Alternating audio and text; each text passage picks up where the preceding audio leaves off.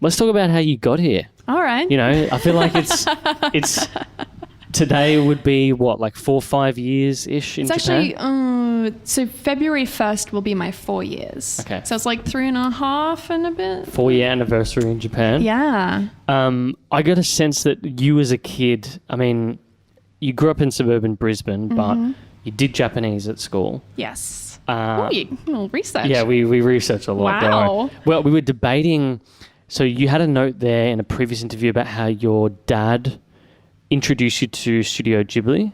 Yeah. And we were debating which film it was, and my money's on what is it? The classic Spirited Away. Spirited Away. It was that. Well, I think I was quite young. I'm pretty sure the first one I watched was actually Totoro. Yeah, because I was pretty young, so we started with Totoro, and then we had like a big box set, so I'd watch like whichever ones we wanted. And did you know Pompoko?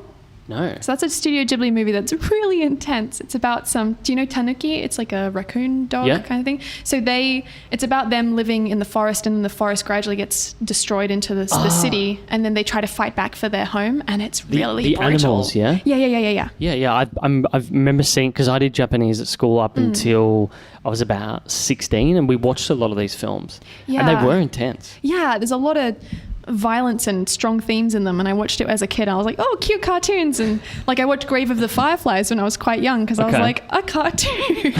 But yeah, there's a lot of intense Ghibli movies out there, but I did start out with something quite tame, which was Totoro. So yeah, I feel like Studio Ghibli or food is sort of the gateway drug to becoming a bit of a Japanophile. Yeah, weeb, bit of the kind word would be like Japanophile.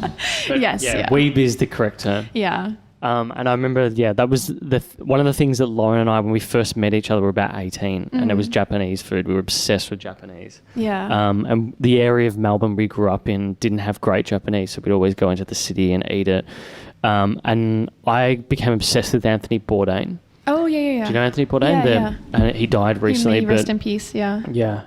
But he had an amazing clip about... The Lawson sandwiches? Yeah.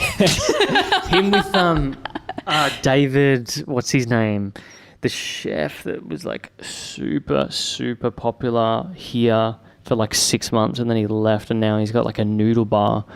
And he's had a kid recently. I always forget the last names. David. I always know the first. David... There's Cho.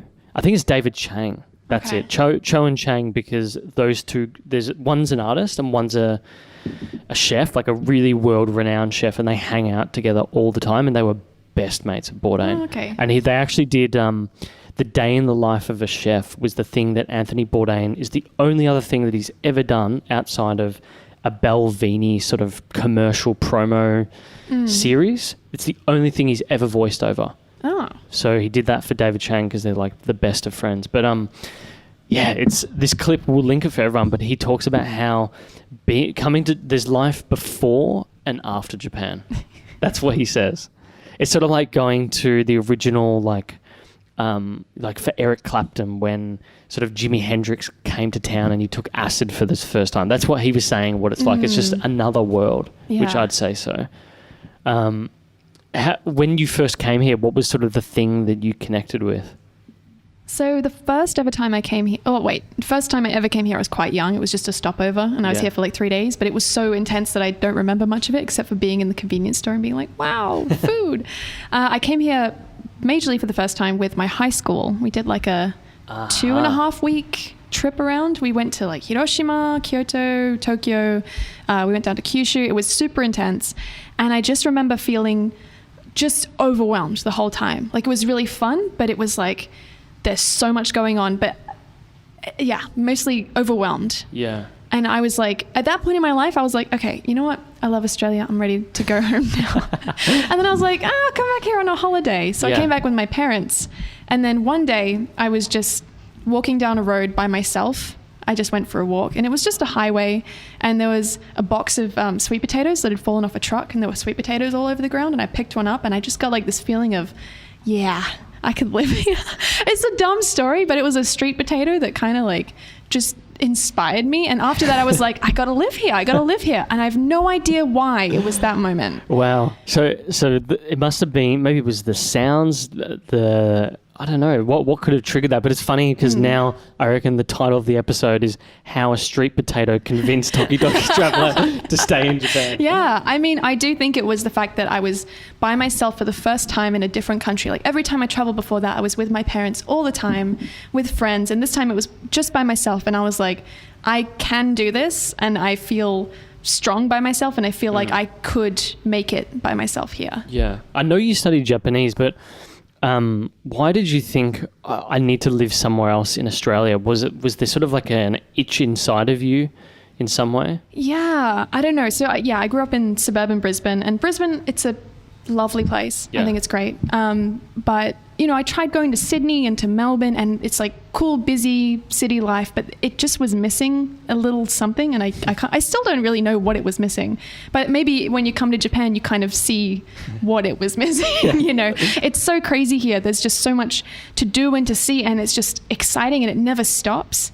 And yeah, I don't know what it was, but it was just something about this place that I was like, okay, Yeah. I want to at least try. Are there certain things of your personality that you think really align with the Japanese culture? Because I feel like for some people, it's often that. Like if you're a very conscientious person, like Laura and I are very organised. When we come, there's just like, oh, I just wish they had this in Australia. Every time we go back to Melbourne, I stop eating food on the train, and Lauren's like, it's okay. Like we're not in Japan. You can can do this. So there's little things that sort of you gravitate towards. What do you feel is that for you? So there is a certain sense of order here that I think, is very different overseas. Just kind of people know where they're meant to be. They stand in line, and if they don't stand in line properly, then they're, oh, you're not doing the right thing. But no one really like gets angry about it. Like in person, everyone just thinks it. You know, it's just they sort of just give you this glare. Yeah. Everyone's like, oh, we all know that you're the bad person. But I don't know. It's very controlled. There's a system to things, and sometimes I love that, and it's something that I really relate to, and sometimes I am very frustrated by it because it is a huge part in